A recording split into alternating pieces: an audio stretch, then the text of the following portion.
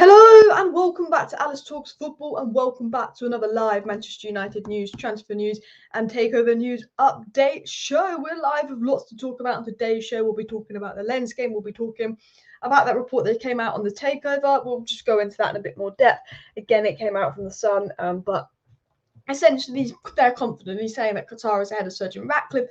But the interesting news that's come out today is on Marcos Leonardo. Now, we've been linked to Marcos Leonardo a couple of times, but I've kind of ignored it. Not the best sources and all of that, but the more and more I read into this, I think there could be something in this, to be honest.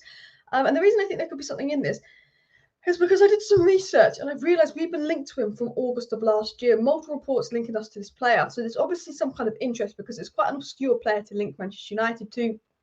15 million euros, which is 12 million price tag. It was said that United would like to bring in another forward after Amrabat, if the funds are there. I think the fact that both Donny, Fred, and even McTominay, the fact that we're probably going to sell 3 players, potentially even Dean Henderson, 4 players between now and end of the window, I do think there could be one last-minute signing on top of course, Amrabat. And I think that could be a young player like Leonardo. Obviously, some better reports have been talking about it. United got interested in this player, and he obviously is affordable. If United are going to bring in another signing on top of Amrabat, it's probably not going to cost more than £25 million, or it's going to be a loan. There is a report that they could get Neymar on loan, but again, we'll take that with a pinch of salt. So I want to dive into the Marcos Leonardo story. I want to talk about Amrabat. I think in today's game, we saw what Amrabat will add to United. And I want to talk about why Amrabat will be so important. I want to talk that Rasmus Hojlund is injured, but only injured for 3 weeks. So that's a positive, but won't be there to start the game. I want to talk a little bit about the game. Talk about tomorrow's game as well. We know Pelistri will start and Mejbri, I believe, will start in tomorrow's game. And so will Alvaro Fernandez, Wan-Bissaka, Lindelof, and of course, Maguire with Heated and Goal all starting in tomorrow's game. So we've got lots to talk about. So please do smash that like button and of course subscribe down below if you're new as well. As a Moroccan, huge fan of Man United since I was a kid, and I hope United get Amrabat. So shall we start with the Marcos Leonardo story, because I feel that is probably the most appropriate, just because this is new kind of news, and I was kind of ignoring this story, but I actually think there could be something in it, to be honest. And the reason I ignored this story is because I was like, we've just signed Rasmus Hojlund. Why are we going to sign another young striker? But the fact is, if Rasmus Hojlund is injured, there's no striker whatsoever. Rashford out of position, Sancho false 9. Martial, but let's be honest, he's never available. And he's actually a player that he's a bit like Aguero-esque that would suit Ten Hag's system, and he's actually one of the best. And now I'm not going to act like I watched South American football, but I was speaking to someone, I've done some research. He apparently is one of the best young talents in South America, best young strikers in Brazil, and people are saying 12 million is an absolute, it's 15 million euros, which is 12 million pounds. It's an absolute steal. We saw Real Madrid, didn't Real Madrid pay like 60 million euros for some guy from the Brazilian league not that long ago? I can't remember who it was. You know, we're seeing Real Madrid paying 30, 40, 50 million euros for players in that league. And people are saying, who watched this league, that this could be one of the biggest bargains of the summer. This could be, you know, like how City got Julian Alvarez and how Benfica got Enzo Fernandez, and Porto obviously got Varela for 12 mil, something crazy. People are saying this could be the steal of the summer. And the report today was, despite having already agreed a deal for Rasmus Hojlund, Man United still remain interested in bringing in more attacking options. Now, we know that's true. Reliable sources have confirmed. If the funds are available, United would like to bring in more attacking options. Obviously, Amrabat is the focus, but there's likely to be a Fred, Donny, and of course, McTominay sale, potentially Dean Henderson sale, that could fund this £12 million, with reports from Italy. And that's when you go, reports from Italy. That's why at first I was a bit iffy about this report, detailing that United are very vigilant about the situation regarding Leonardo. So reports from Italy saying that United are quite focused on this. But the reason I want to talk about this, and the reason I actually think there could be something in this, is not only the price, not only is a striker that fits Ten Hag's system, but it's actually the fact that we've been consistently linked to this player. This isn't a one-off story. It was said that, you know, Manchester United are moving to sign Santos striker Marcos Leonardo. Tottenham being interested, and that was said in November 2022. We were linked to Leonardo as well. On May 31st, a very reliable source actually linked us to Marcos Leonardo. We actually got a link from a source that is briefed by Manchester United, in, of course, Simon Jones of the Mail, and he said, breaking, Manchester United have registered an interest in Santos striker Marcos Leonardo. United, Arsenal, Newcastle and West Ham all watching over the player. Santos are expecting bids to arrive in coming days. Bids didn't arrive in coming days, but Simon Jones is briefed by United, and Simon Jones also confirmed Manchester United's interest in this player as well. So I definitely think that this is one to watch, people. The more and more I looked into this, at first I thought this was one of those iffy reports. I thought, oh, it's just one of those players that they're just going to link them to United. There's nothing in it. I just thought it was another one of those reports. But then the more and more and more I obviously read into this story, the more I pay attention to this story, the more and more sources that are good are saying, you know, we're looking at Leonardo. I will get into the live chat in just a second, but I want to get a few stories up. The Mail also said Brazilian Leonardo is a player that United would like to pursue if the funds were there. And it was said that obviously he's been very impressive at the Under-20s World Cup. United would like to make a move for him. And obviously he's now 20 years of age, recently turned 20, but he's being quoted at 15 million euros this summer. It was said last month, United were linked to him 2 days ago. And it was said Justin, Man United have joined Roma and Nottingham Forest in a race to find 20-year-old striker Marcos Leonardo, who's available for 15 million euros this summer. So 3 days ago, sources were saying we're in the race. Today's sources saying we're in the race. We're linked to him in November. Pletty Goal linked us to him in November. Simon Jones of the Mail has linked us to him. There's reports linking us to him last month as well. Fabrizio Romano said that he's not going to Roma and that there's attraction from the Premier League and Marcos Leonardo, although he did not specifically name United. But definitely a good player. And I have to say, Marcos Leonardo has got 5 goals in 8 Brazilian Serie A games 2 seasons ago in his breakout season. And he seems to be a very, very good player. As I've said, I'm not going to sit here and pretend that I watch loads of the Brazilian Serie A, but I read up on Marcos Leonardo a few things, and it was said on Marcos Leonardo, and this was not said by me, obviously, but it said Marcos Leonardo is a striker that is age 20. He is the best talent yet to make a move from Brazil to Europe. He's a small, bulky striker with quality attacking movement and positioning, clinical finisher, great composure, and bullish aggression. Accurately compared to Aguero and destined for Europe's elite club. He's a great finisher of the ball. So people that watch the Brazilian league say this is the best young talent yet to make a move from Brazil to Europe. They're saying this is an absolute bargain of a player, bulky Aguero-esque striker. And that Marcos Leonardo is actually responsible, guys, statistic for you, for 42% of Santos's goals last season. And Santos scored 43 goals that season, and Marcos Leonardo contributed 15 goals and 5 assists and he only played 30 games for them. So he contributed to 42% of their goals, and he only played 30 out of their 42 games last season. And contributed to like literally just under half of their 43 goals. So very, very important player. And obviously he was 19 most of last season. He's recently turned 20. Very good in the World Cup. So this is a really interesting story and a good one, I think, to keep an eye on as well. 15 million low risk, high reward. We need to wake up the hell up and buy him. And you know what? There's definitely something in this, but I think it will depend on sales. I think it will depend on who Man United can get out the door, who we can sell. I think Amrabat will be the next signing. I'm very confident we'll get Amrabat over the line. And I think making a move for someone like Leonardo may depend on just how many other players we sell. We know Ten Hag would like another attacker in. I think ideally he'd want a versatile, experienced attacker. But this, you know, he also likes young players. And Marcos Leonardo definitely ticks a lot of boxes that United are interested in. So 100% one to keep an eye on, and lots and lots of links to him since we first got linked to him in September of last year. Then we got linked to him in November of last year. So it's not like it's a story that's come out of nowhere. So I actually thought I'm going to give that story some attention because I know the source was a bit iffy, but then we also had good sources like Simon Jones registered an interest. Romano said there was interest from England. So yeah. Defo some gems in South America when the market's utilised properly. And I think my one criticism of Man United over the last few years is we've not utilised the South American market properly. You know, Arsenal got Martinelli, obviously Real Madrid got Rodrigo and Vinicius Jr. But obviously the most standout ones was last year when Rangnick told us to get Julian Alvarez and Enzo Fernandez. He said Julian Alvarez and Enzo Fernandez, and they would have cost a combined £25 million, Julian Alvarez and Enzo Fernandez at the time. United opted to ignore him. Look at Julian Alvarez and Enzo Fernandez now, the levels they would take our squad up would be crazy. Also, who was the other guy? Moises Caicedo, of course. 3 years ago, could have got Moises Caicedo for £4 million. Brighton now set to get £90 million for Moises Caicedo. And interestingly, guys, did you read? Brighton are going, well, it's not done yet, but Brighton are on the verge of signing Kudus from Ajax. Now, Arsenal and Chelsea registered an interest in Kudus from Ajax, but he could be going to Brighton. Obviously, they are in the Europa League. But what a signing that is for Brighton if they can actually pull off Mohamed Kudus. What a crazy signing that would be as well for Brighton. You've got to give it to them. Fair play as well. We could end up with Hojlund, Leonardo and Kane in January.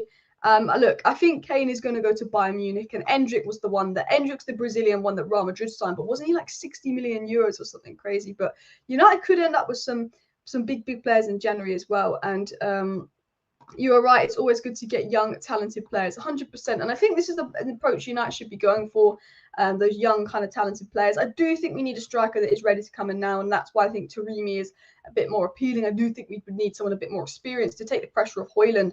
I think there's a lot of pressure on Hojlund, going to miss the first few weeks through injury. The way people are speaking of him, there's a lot of expectation on him because United don't have a striker, and there's a lot of pressure on Rasmus Hojlund. So it would be nice to get another attacker in as well. Remember Gakpo, he would have loved to join us, but we took too much time and didn't make an offer, and he went to Liverpool. Amrabat giving the same vibe. We lost Kim Min-jae this time too. Yeah, the only slight difference between Amrabat and Kim Min-jae is that we know from Fabrizio Romano, Amrabat has said yes to United. There's an agreement in place for Amrabat.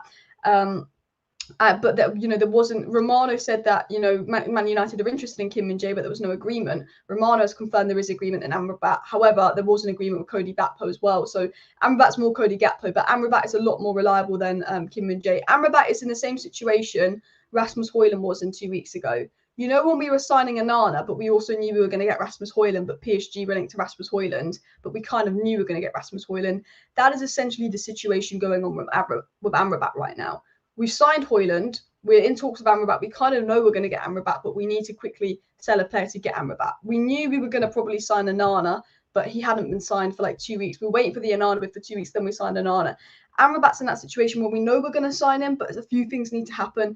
And the only way we don't sign Amrabat is if we can't sell Fred or Donny, who seem to be on the verge of leaving, because I heard a little rumour that Hojlund is going to be given the number 17 shirt, and that's why they didn't unveil his shirt number. They're waiting for Fred to leave because United expect Fred to be out the door within the next week as well. Alex said I'd opt for more experience though, considering Hojlund is young, player on the rise. Yeah, could Marcos Leonardo be the right approach, or should Manchester United be looking at younger players? It's definitely a good point to make as well. And we need to unload the deadwood to balance the books on the squad. Yeah, 100%. The next thing Manchester United need to do, and the most important thing that Manchester United should do and look to approach next, is, of course, offload the deadwood. There's a lot of deadwood in the squad. There's a lot of players that need to go. We need to sign Amrabat. We need to ideally make another signing on top of Amrabat. If Maguire goes, it's got to be a centre-back. I think Maguire is going to stay. If Maguire doesn't go, I would try and bring in an attacker. There's links of João Felix loan. There's links of Neymar loan. There's even rumours of Mbappe loan. But I think the latter two are quite less realistic. I do think that João Felix on loan could be one to watch, because Ten Hag did really push for João Felix in January. He was interested in the player, and João Felix isn't even training with the Atletico Madrid players. He's kind of refusing to join in. And I think Atletico Madrid might be in a position where they're like, okay, you know what? We're probably actually going to have to at least do something or potentially sell João Felix. I think Atletico are in a bit of a position there where they haven't really got much of a stay as well. I want to just go back to the Marcos Leonardo news, because going back on Marcos Leonardo here, his Brazilian career numbers so far is 15 goals from 12.68 xG, 0.64 goals per 90, and since 2020, only one player has a better goals per 90 ratio. And, he's 19 years of age, so he's only going to get more clinical as well. For, definitely one of the best young talents coming out, second most clinical player in the Brazilian Serie A there. Second most goals per 90 in the Brazilian Serie A since 2020. And in 2020, he would have been 16. So, really, really, really good young player there. And it could be an interesting one as well. Alice, imagine if we beat Arsenal at the Emirates. You know what? Piers Morgan just, waffling on about Man United signings. Watch Man United finish above Arsenal next season, Piers. That's what I say. People are desperate for United to fail. Man United are that club, more than any other club in the world, that everyone is desperate for United to fail. People are out there watching, desperate for United to fail, desperate for something to go wrong. They loved that Onana made that mistake. Imagine I don't watch Chelsea's preseason games. I don't watch Arsenal's preseason games. I might watch clips of it. I might watch it in the background if I'm doing something, but I don't sit and go, I'm going to watch Arsenal's preseason game. I follow it. I watched a little bit of Liverpool's preseason game because they were losing, but I don't sit and go out of my way and go, I'm going to watch this preseason game, that preseason game. Arsenal and Chelsea fans and Liverpool fans all going out of their way to watch Manchester United's preseason game, all sitting down watching Man United's preseason game, clipping, Onana got chipped on the halfway line, Mason Mount missed a sitter, loving it, enjoying it. They're scared of us when they're having to clip moments in preseason. We won the game 3-1, but they'll talk about Mount Smith and Onana being chipped on the halfway line. You know they're scared of United. You know they're desperate for us to fail when they're looking for anything they can to talk about us. Pre-season games. Go focus on your own club. Go focus on your own side. Arsenal, stop talking about us spending £64 million on Hojlund when you spent £65 million on Kai Havertz. Kai Havertz is 23 years of age, 24 even. Scored less goals than Hojlund last season. So, you know, focus on your own sides. But you know what rivals are like. They're always looking to get a bit of a dig in there as well. But yeah, keep smashing the like button, guys. 115 likes. Can we hit 400 likes by the end of the live stream? Please do smash that like button as well. Kudos to Brighton, shows just how strong the Premier League has become. You have to give it to Brighton. If fair play, they're about to pull off Kudos. I'd have liked Kudos at United. So the fact that he's going to Brighton, and this is why, you know, the Glazers need to go. I mean, there's many reasons why the Glazers need to go, but a particular reason for me of why United need to actually look and really consider getting the Glazers out is the way I see it. I go, Villa are signing Diaby, Villa are signing Pau Torres. Villa really could push for top 6. Newcastle's an obvious project, but teams like Brighton are making moves for players like Mohamed Kudus. You know, we're talking about, okay, we know City's winning it. We know Arsenal, Liverpool, Newcastle, and United will probably make up the top 5. They are strong. But you've got Brighton that can push that top 5. You've got Villa that can push that top 5. I think Chelsea have done some really good business. They can push that top 5. We're looking at a top 8. You're looking at Spurs probably coming in 9th there. You know, you're looking at 9 really strong sides in the Premier League that actually could get top 4 any other league in Europe. There's about 19. I think the top 10 in the Premier League, 10th place, could get 4th in any other European league. Serie A could be a slight difficult one, but that's the strength of the Premier League. And this is why it's so important that United go and get business done quick and go about business the right way, because, you know, we could be 1 point away from top 4. And that 1 point could be because the first game of the season, we didn't have Ten Hag's marquee striker there.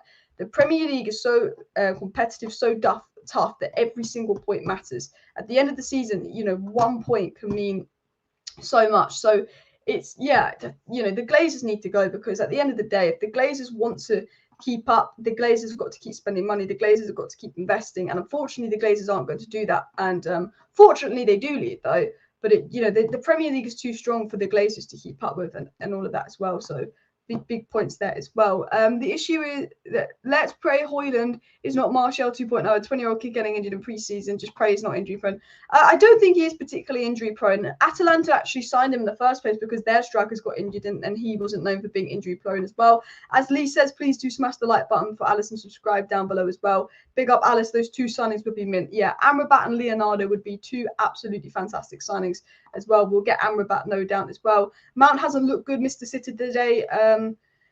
Look, Mount has looked a little bit iffy, but I'm not going to be too negative on Mason Mount. I think we'll judge him when the season starts. You know, I see people doing, he's had 6 pre-season games and people are doing 006, no goals, no assists, all of that as well.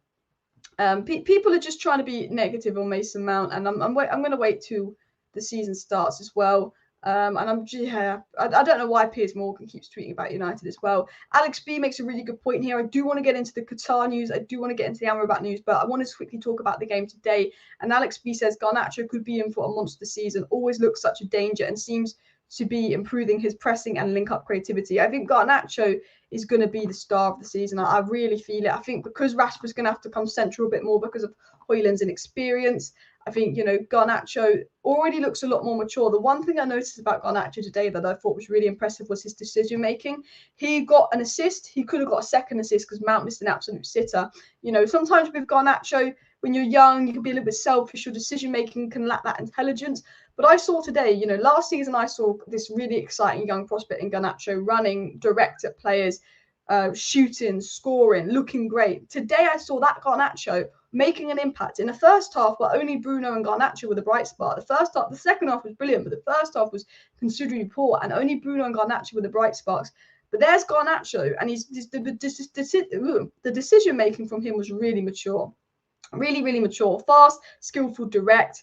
Can play transitional football. I think it's going to be a massive season for Garnacho because the football Ten Hag wants to play is transitional football. If you are quick, you are direct, you know when to make those runs, you've got the intellectual IQ, you suit transitional football. Hojlund's going to suit the way Ten Hag wants to play. Rashford's going to suit the way Ten Hag wants to play, and obviously Garnacho will suit the way Ten Hag wants to play. It's a big season for players like Sancho, and I don't think he 100% suits the transitional football sense because he's not got that rapid pace. For people like Garnacho, I think this guy's going to have an unreal season because he's going to suit and he's made for the football Ten Hag wants to play, transitional football, wants to be the best team on the transition. Garnacho is that guy. But Garnacho can take on a player, he can shoot, he can score. His all-round game looks to have come along a bit.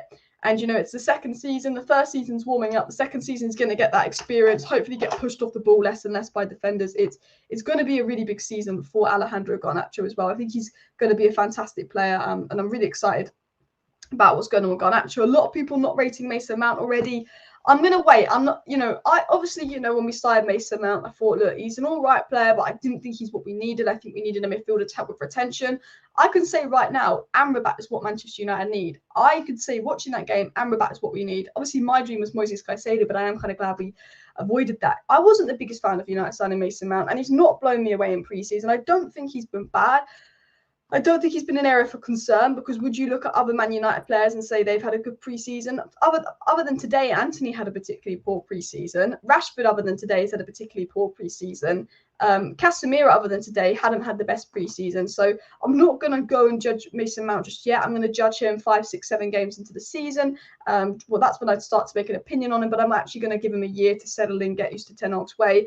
I do think the signing of Amrabat would help, though, because there's balance. You could actually look at today's game and you could see Amrabat will be so important with Casemiro. I think Amrabat, Casemiro, Bruno could turn into the main midfield three, because Casemiro's strengths are so good. Casemiro's strengths are defending. He protects the back four. I think he made 7, 8 tackles today.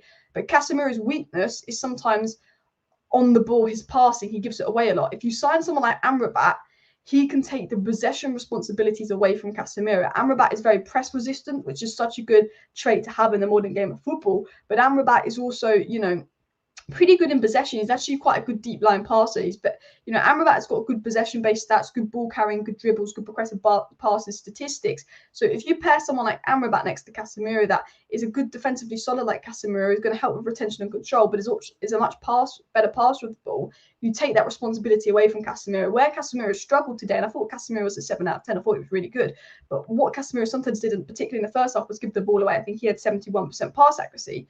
If you have someone like Amrabat playing next to Casemiro, like they used to have Modric and they used to have Kroos, you know, you have someone to minimise Casemiro's weaknesses, which is sometimes his ability on the ball. There's no doubt. I'm not saying Casemiro's ability on the ball is poor.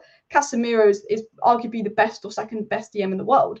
He's probably the best DM in the world at just protecting the back forward defensive ability, which is what he's absolutely unreal at. And he's still decent on the ball. We've seen it last season. He got, I think, like 7 goals and 6 assists or something. You know, he actually contributed to over double figures of goals. He never did that at Real Madrid because Modric and Kroos would just tell him not to do that and just do the defensive job.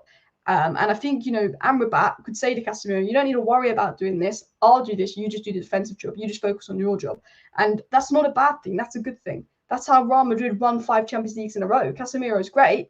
And he came to United. He got more goals. He got more assists because he had a lot more to do on the ball. But, you know, if you know, having an elite team is just having a player that can just go, no, I'll do that job for you. And Amrabat, I think, would be good at that. And I think, you know, I can see us trying Amrabat out next season. I actually saw something, and I do want to get into the Amrabat news because Fabrizio Romano is saying that Amrabat is close. But there was an interesting Amrabat story that I want to get into, and then obviously I want to get into more live chats as well. I'm quite a chatty mood, but I will get into news and I will get into live chat in just a second. But I saw this, and I'm just going to zoom in quickly here. And it was said, can see us trying this out if we sign Amrabat with Rashford and Hojlund capable of running into the channels. Bruno Mount interchanging with more freedom to roam, given that Amrabat will tuck in next to Casemiro and provide consistent ball possession, could be very fruitful. And I actually think this is something that we could see Ten Hag try, potentially in the bigger games as well. You often see this and think, okay, Bruno's going on the right, and it will be Casemiro, Amrabat, Mount, with Bruno on the right, Hojlund up front, and Rashford on the left. But I think that potentially we could see United potentially in some games line up as almost like a diamond: Casemiro, Amrabat, Bruno, Mount, and then Rashford and Hojlund as split strikers. Because if Ten Hag wants to play this really good transitional football, then obviously I think this kind of lineup could potentially be made for it as well. And then potentially they'll move Bruno or Mason Mount to the right hand side. I would rather put Mason Mount out wide to, you know, I think we shouldn't be putting Bruno out wide to accommodate Mount. It should be the other way around. But yeah, people are scared of United. Yeah, people are scared of the United as well. I'm just going to scroll down in the live chat. Guys, if you put anything in the live chat in the last 10 minutes, just put it in again, just because I'm going to scroll down to the bottom of the live chat as well. Just because I am like 10 minutes behind, and I feel like if I don't want to read out a message you read 10 minutes ago, so I'm just scrolling down to the bottom of the live chat really here. The Amrabat signing also gives us another option for players that will be dropping into the back three shape we take up in build-up play. We've seen it with Deleuze, Shaw and Eriksen dropping deep. Very, very good point there as well. Amrabat will add steel and legs to ease the workload of Casemiro 100%. And that's what I'm most excited about Amrabat. Really going to help with that Casemiro workload as well. And Anthony looked a bit better, less selfish, less predictable. If he plays like that, have a good season. I agree as well. Yeah, look, I have to say the new signings will be under pressure to perform, but the territory comes when you play for United as well. And Amrabat is a better ball progressor than Casemiro, which is why I think Amrabat will be a really good addition next to Casemiro as well. And yeah, I'm just reading through a few chats as well. How about replacing Casemiro with Amrabat? That makes sense. This team needs a controlling number 6, not attacker. No, Casemiro is an unreal player. Casemiro is going to get yellow cards, suspensions. Amrabat will play that role. But I do think Casemiro, Amrabat, Bruno would probably be our best midfield three, in my opinion. I think Amrabat next to Casemiro would be great. We've also seen Maino. I actually think Maino next to Casemiro would be great. I hope Maino comes back from injury soon. I really want to see Casemiro and Maino, Bruno. And then potentially Amrabat could play as well, just to shape it up and give more stuff as well. Great content, Alice. Well presented. Thank you very much. Appreciate that. 228 likes. Let's go for 400 likes before the end of the live stream. So please do smash that like button if you have not already. And the new signings will be under immediate pressure to perform, but that comes with the territory when you play for United. Did I read that one out? I did read that one out, didn't you? Why do people really have something with Casemiro now? He's still good and crucial. You can't replace his defensive contribution. Exactly. Good way to put it. There's no one better defensively than Casemiro. And we need Casemiro. He's a fantastic player. Amrabat will be a great addition to Casemiro, but he's not a replacement for Casemiro. I actually think he would be best playing next to Casemiro. Same with Kobbie Mainoo. People saying Kobbie Mainoo, Casemiro back up. No, playing next to him as well. And Casemiro is generally world class. He's crazy world class, and he reads the game absolutely so well as well. And Amrabat can also help us out with defending. But one thing I can't seem to work out is how Mason and Bruno will work together. They're so similar. I think they will work well in games where we dominate possession. I think it was all right today in the second half. I think against the lower league teams, Mount, Bruno and Casemiro can work. But I think against the sides like Arsenal, Liverpool, those top 8 sides, like the Villas, the Brightons, where they're going to have a lot of possession, I would be playing Amrabat instead of Mount just to help with retention and stuff as well. That personally myself as well. And competition for places is hotting up as well.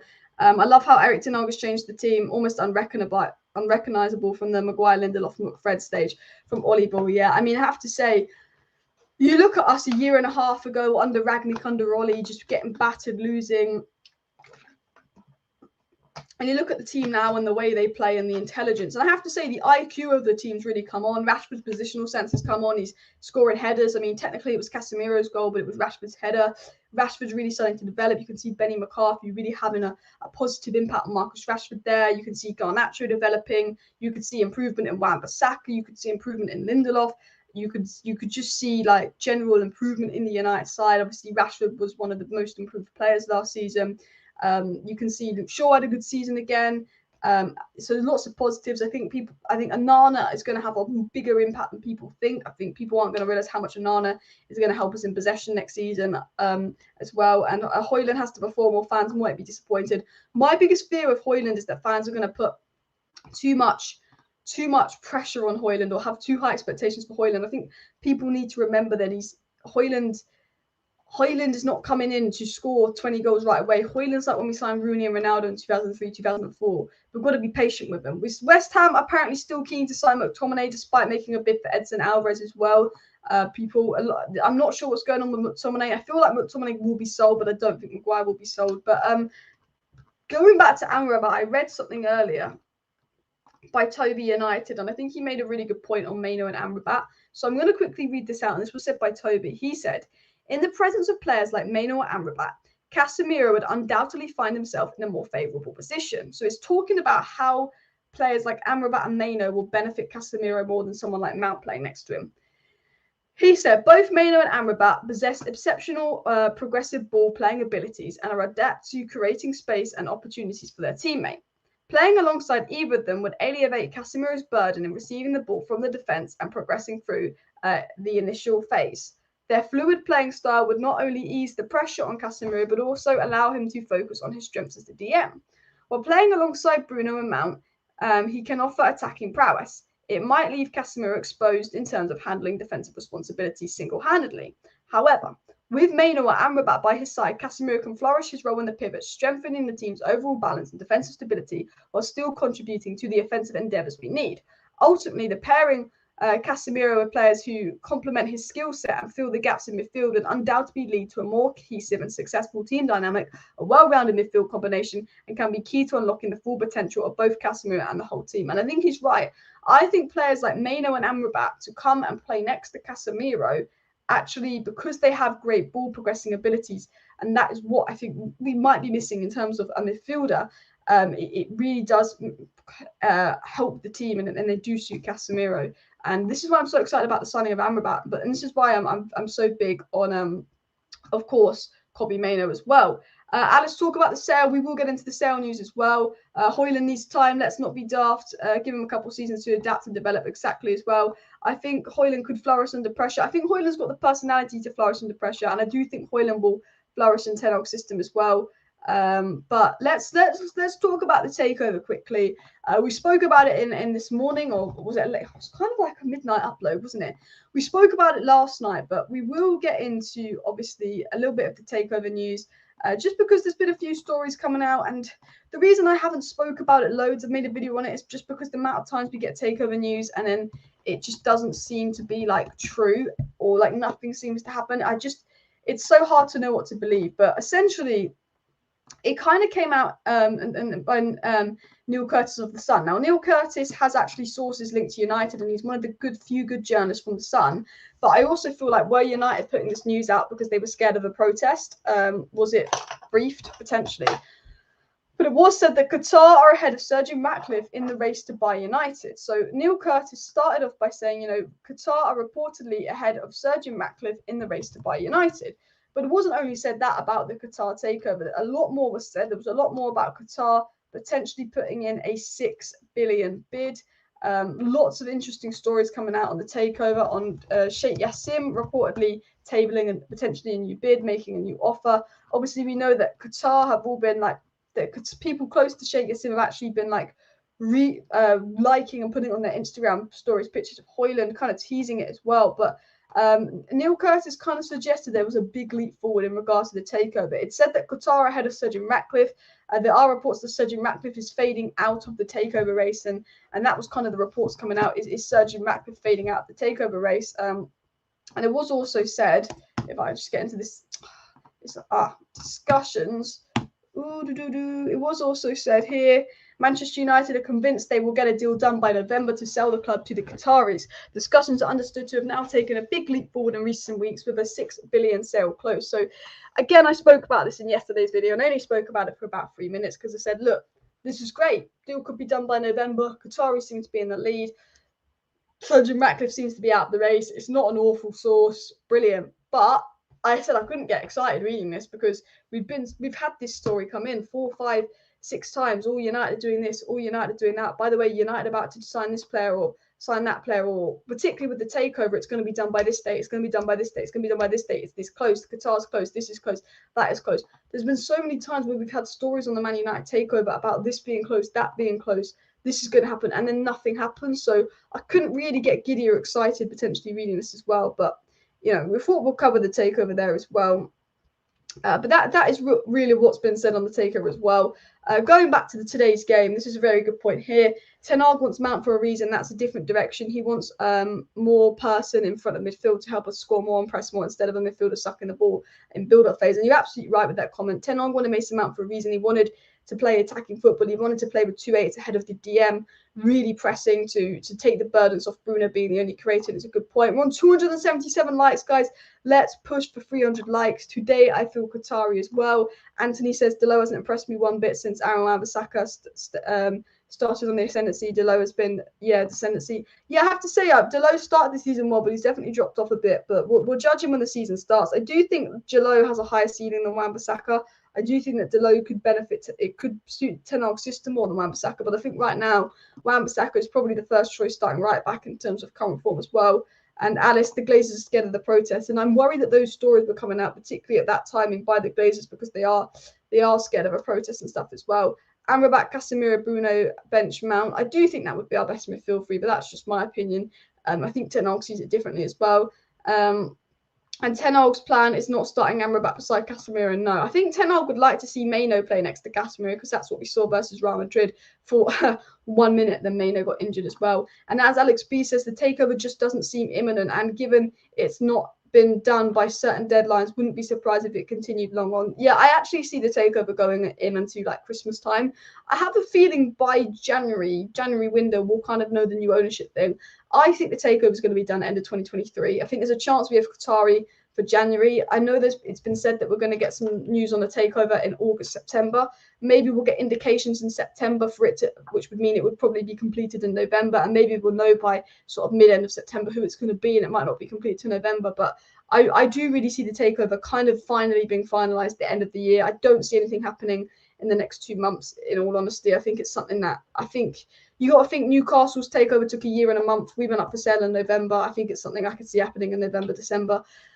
Particularly with the Glazers, obviously, they will delay it to get more funds out. But there are rumours going about that Qatar are going to put in another bid and just to get closer to the 6 billion to get it to move, and that the Glazers want Qatar, which could make sense. Again, I would take it with a pinch of salt, but we know the reason behind the delays, well, reportedly, one of the said reasons behind the delays is that the Glazers just want more out of Qatar.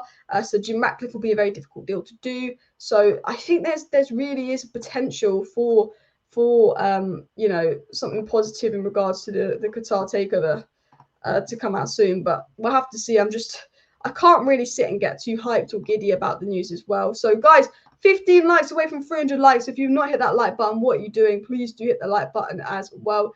And Delo needs to work on his passing. But if you can play, Delo, I like Delo, but he was at fault for that. But I'm not going to be too critical of Delo, but it was the poor player today. Interesting comment here by Josiah Flame. Can we play Martinez in midfield and have Lindelof play with Varane? Somehow Pep plays Stones in midfield. I noticed Martinez was playing as a midfielder versus Arsenal today and we completely dominated. Martinez absolutely has the ability to play in midfield. I think had we signed another centre-back, you would maybe see Martinez play in midfield a little bit more. But I think the lack of centre-back depth is really, it is Luke Shaw's going to play left-back. It's Martinez, Varane, Lindelof, Maguire, Evans. I think had we signed Kim Min-jae, you could almost see Varane, Kim Min-jae, and then Martinez move into midfield. But I think we just don't have the level of quality of centre-backs to do that. Like City have Diaz, they had Laporte, they had Stones, they had obviously Akanji and Ake, and then they could put Stones in midfield. They've got Guardiola coming in. I think Martinez has the capabilities to play in midfield. I think it's something that we could potentially see. But I think had we signed Kim Min-jae and we had Kim Min-jae, Lindelof, and Maguire as our three backups, you could see Kim Min-jae and Varane, and then Martinez playing midfield. You could see Martinez and Kim Min-jae. But I just don't think we really have that depth at defence to do it. I think right now I look at United and I would be saying next summer we need to get in a right back. We need to go all out and get in a top centre back, someone that's going to put Varane on the bench. We probably need to get someone to take the pressure off, of course, Hojlund, and then potentially another midfielder would be just for depth, would be the 4 signings I'd make next summer. But yeah, I do get your point though. I think he's definitely got the capabilities. Boom, we've hit 300 likes, people. Let's go as well. 6 billion debt. Yeah, 6 billion for the club is crazy. Against the top 6, especially away matches, Amrabat needs to play as a Casemiro. Absolutely agree as well. I hope we get Amrabat. I believe we will get Amrabat as well. If Delo stagnates again, surely Frimpong gets another look. Exactly. We know Ten Hag likes the player. And Alice, can we expect anything new this year from your show? I'm not sure. Hopefully, I'm not sure what I might do. I might start doing a few morning live streams, like 8 a.m. to 9 a.m. news, maybe like make it like a Monday, Tuesday, Thursday thing. And then on like Wednesdays, Fridays, Saturdays, and Sundays do like evening live streams, just because some people like a morning show to report on the news. I might do more tactical videos. I am trying to do live streams more. I went for a phase where I was kind of doing 3 or 4 live streams a week. I'm back to doing live streams nearly every single day, but I have a few ideas as well, few ideas for change on the channel. But yeah, one thing I want to change is my setup. I can't find a green screen that fits, but I want to change it as well because I feel like when I share my screen, I've only got one option. I want to get more options, and I've gone blurry. But like my only options when I share my screen are like this, and I don't know. I don't really like those as options. I need to sort out those kind of things. But yeah, because scrolling on as well, if Yassim buys United in December, he might get rid of that monstrosity and replace it with a green and gold kit. I have to say that I don't like the second kit. I'm with you on that. That'd be nice, but I doubt it as well. If Yassim had put 6 billion in the first place, we'd not had all of this thing going. But I don't blame Yassim for not putting 6 billion in the first place. It's a ludicrous price tag. You know, if you're looking to buy a car and your budget is £4,000 to buy a car, and you know this car is worth £4,000, and then they say £5,000, the car salesman says £5,000, and you're just gonna go, yeah, I'm gonna get £5,000 to get this car done, even though I really want it. No, because you know you're being mugged off. You've got to try and negotiate it. That's what it's about. Ten Hag wants his keepers and defenders to resist the press and press the ball instead of the midfielders like his Ajax 21-22 team. And that is a good point there. That's a very good point there. And I think that is why he probably wanted Kim Min-jae to probably play next to Martinez, because Kim Min-jae is great at progressing the ball. That's probably why he signed Mason Mount rather than the ball progressor. So again, you make a good point there as well. Ten Hag had worked with Leach for years and doesn't rate him as a midfielder. Why top class centre? Why move a top class centre back? I mean, look, I think Sandro Martin has the capability to play in midfield and there's potential for it. But as I said, Bruno's a top class centre attacking midfielder. Why are we playing on the right hand side? Rashford's a top class left winger. Why are we playing him striker?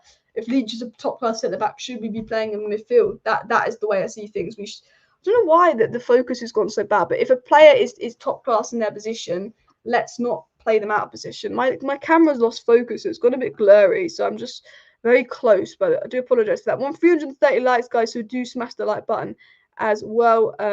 And the biting midfield is showing Martins and Varane fitting together, solid up front. We need to cut the mustard. I don't think the midfield is too big of an issue, but I do think you can see the need for Amrabat, and I could see the role that Ten Hag clearly sees Kobbie Mainoo playing as well. Alice, what do you think of Garnacho and Hojlund? Very, very young, exciting players. And Alice, your live streams are great. Big up everybody in the chat as well. I am Ignore. I've just seen a few interesting comments. We'll just scroll past those. And Luke Shaw will ball. Most players don't overcommit in friendlies for fear of injuries, but we need another quality to compete with Malacia and Shaw. I think Luke Shaw is a fantastic player. Malacia, I think, is a good player. I think left back is one of the good areas, but I think Luke Shaw's got a big season ahead as well. Liz says, you're smashing it, Alice. You do right by your presentation. Much love. Keep the info coming. Big up, Liz, and everybody in the chat as well. So it's gone from Qatar win the race to Qatar beating Ratcliffe. It's all speculation, no facts. And you know what, Neil, I agree with you. It's a lot of speculation. The news is coming from somewhere, but Rio's news was coming from somewhere, and Rio wasn't right. The news is coming from somewhere, but the news seems to be speculative news, which is frustrating because I feel like my channel this summer, most of it's just been speculative news. I mean, to be fair, I've been saying we're going to sign Hojlund, we're going to sign Anand, we're going to sign Mount. It's just a matter of getting the deal done. But like the takeover, speculative stuff, the whole Greenwood situation, speculative stuff, it just gets a bit boring as well. Do I use OBS for streaming? No, I've never used OBS. I use StreamYard. But apparently OBS is better. I've just used StreamYard for my first ever stream and not bothered changing. Once I find something, I'll just stick with it, loyal. But maybe I should look to upgrade as well. It's more about debt and decaying Old Trafford facilities holding back from Qatar from increasing their bid. We will need billions on top of the purchase, exactly as Alex has said as well. And world-class Shaw, I think Luke Shaw is world-class. The goal was 400 likes by the end of the live stream. We've got nearly 900 people in the stream. We're on 350 likes. We can do it, people. We can do it. 100,000 subs soon. That will be the aim. I just want to have one of those plaques. Stick it there on the wall. That'd be brilliant as well. Rio just wanted to speed up the process. I don't know what. Maybe I reckon Rio's source was he DM'd someone from Qatar on Instagram who maybe Sheikh Yassin knows, and he was like, "Tell me something," and they're like, "Yeah, well, it's done tomorrow," and he's just got trolled and played. That's what I think with Rio. I don't think Rio intentionally lied. I just think Rio just got told something by someone and put too much faith and belief in them as well. You know what it's like as well. A credible journal is getting a lot of hate around the takeover, but they've proved right with it and still not being done, which is true. I'd say with the takeover, Ornstein, Whitwell, Romano, Mike Keegan particularly, I'd say they're the ones to keep an eye on. I think Mike Keegan, whenever Mike Keegan puts news out on the takeover, it might not be the deal is close. You know, he doesn't say things like the deal is close for clicks. He just puts out information and says, this is the situation. I think with the takeover, definitely Mike Keegan would be the one to listen to. It's quite speculative, but I think, you know, it's a little bit boring, but I think we could have something. I think as part of me thinks we're going to get something soon. The season's starting. There's a lot of indication that we're going to get news on the takeover soon. And then there's a big other part of me that's just like, actually, like, I think this deal could go on for a while. I want to get into one last story, guys, before I do wrap up the live stream. United obviously got 2 bids for Eric Bailly. West Ham requesting medicals. Neymar Jr. has been offered out on loan to clubs. Kylian Mbappe might be offered out on loan to clubs as well, but I don't think United are going to go in for them. I'll quickly cover the Amrabat news. Fabrizio Romano has given an update on what to expect with Man United signing Amrabat. Fabrizio Romano, people say, you know, it's just been asked on the story, and it feels a bit repetitive, but Fabrizio Romano is just informing us of the whole Amrabat situation and obviously what we need to know. And Romano said that obviously now Hojlund's done, the focus is Amrabat. Don't worry, United fans. I think a lot of people started to get worried. Could we lose out on Amrabat? And Fabrizio Romano came out, and I actually get up on my screen so you guys can see. Fabrizio Romano said on Amrabat to United, they're following their steps. Hojlund in, then players out. Fred van der Beek. There will be a negotiation between clubs only when United sell Fred and Van der Beek. This is something that is up to the club. With many looking for midfielders around Europe, something can happen. So basically, he's saying there's a negotiation between the clubs, but only when Man United sell Fred and Van der Beek. So basically, United have their agreement with Amrabat. So remember when we didn't sign Sancho in summer 2020, but we had personal terms agreed with Sancho. United had an agreement with Sancho, but they couldn't agree with Dortmund. United have the agreement with Amrabat. Amrabat said yes. United have told Fiorentina they're going to move for Amrabat. Fiorentina have got their replacement. They're waiting for United to move for Amrabat. But United have said to Fiorentina, we can't open official negotiations with you until we sell Fred and Van der Beek. Now, the fact that we haven't sold Fred and Van der Beek and that Fred didn't go on pre-season because United just probably wanted them sold. It was said there was personal issues, but I think United thought it was just going to be sold, honestly. But then maybe it was personal issues because Dean Henderson went. So you never know. I'm just guessing around there, to be honest. But it's just a matter of time before we sell those players, and it's frustrating that we haven't sold those players. But hopefully we do. Only sell Fred and McTominay, keep Donny for squad depth this season. I actually think Donny would be the best out of those 3. I actually think Donny would be the best out of those 3, but I think Donny wants game times more than any of the other ones because Donny's not played much the last 3 years as well, in all honesty. So yeah, it's time for Martial to leave. I don't see him making the first team. The thing is, Ten Hag wants Martial to go, but when you're on 250 grand a week and you can't start more than 3 games in a row and you can't play 90 minutes because you're so injury prone, no one's going to pay the fee and the wages to get Martial. That is the problem. I can see why we can't sell Martial. I don't understand why we can't sell McTominay. I don't understand how we can't get 15 million for Fred, but I do understand why it's so difficult to sell Martial because his wages are just another level. Martial's wages just seem to be an absolute other level as well.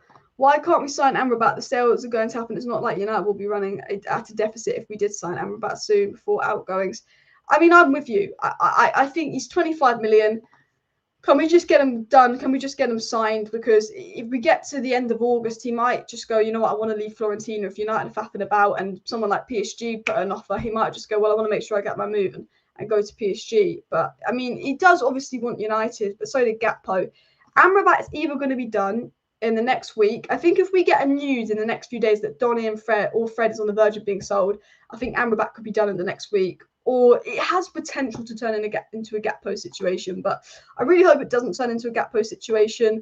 I'm just trying to kind of be positive with the Amrabat story, and I think 25 million for Amrabat, that's such a good price. He's such a good player, especially when you're hearing about 90 million for Caicedo. So incredibly underrated that, you know, sign Amrabat and don't register until we sell. Can we do that? It just annoys me that United don't just go out now and get Amrabat. Guys, we are literally 29 likes away from the like target, so please do smash that like button. So close to the like target. It would be really, really appreciated as well if you could hit the like target. Nottingham Forest are signing in on closing Arsenal keeper Matt Turner. And it was reported that they will only sign one of Matt Turner or Dean Henderson. So this could be a bit of a blow for United. I don't know what's going to happen with Dean Henderson, if we're going to be able to sell him, because obviously the expectation was we get Dean Henderson, Donny, Fred and McTominay off our books. if that is the case, I think there's 2 more signings. I think there's Amrabat, and I think there's something like Marcos Leonardo. But the signings United have made, I'm happy with. But the lack of outgoings, not getting rid of Dean Henderson, Maguire still here, McTominay still here, Fred and Donny still here. That is incredibly frustrating about the season. The lack of outgoings at United as well. Yeah, Amrabat's 25-30 million could be the steal of the summer. I absolutely agree. I think it could be a great signing. 15 likes away from the like target, guys. The live stream is ending in 2 minutes, so please smash that like button. Let's see if we can hit that like target as well. And yeah, Hojlund has signed for United today and has already equaled 100 million Mudrik's Premier League goal tally. Oh, I love those memes. I love those memes as well. But anyway, people, I am going to wrap up today's live stream. I don't normally go live this late, but we had a match today, and I thought, well, I've got my match reaction video went up at like 4, so I was like, I normally go live at 6. I was like, I want to give people a bit more time to watch my match reaction video, so I thought, you know what, I'll do a 9 p.m. live stream. Don't do a lot of 9 p.m. live streams. I like to go live for 6:30, 7:30, because I get tired in the evening. But you know what, I was in a good mood today, good second half, good win. So that is the end of today's live show. Hope it was good. Hope it was informing. I will be back with a video tomorrow morning. I might do a watch along for United Bilbao game. If not, I'll do a match reaction. So yeah, smash the like, smash the subscribes. 10 likes away from the target. So everybody smash the like button. But quickly, if you're watching right now and you are new to the channel and you're not subscribed, please do go ahead and subscribe down below to Alice Talks Football, because I do go live every single evening, keeping you guys up to date on all the latest Manchester United news, transfer news, updates, and more. So it'd be I really appreciate it if you did go out there and subscribe to the channel, people. But anyway, thank you for watching. Smash a like. See you next time. Bye.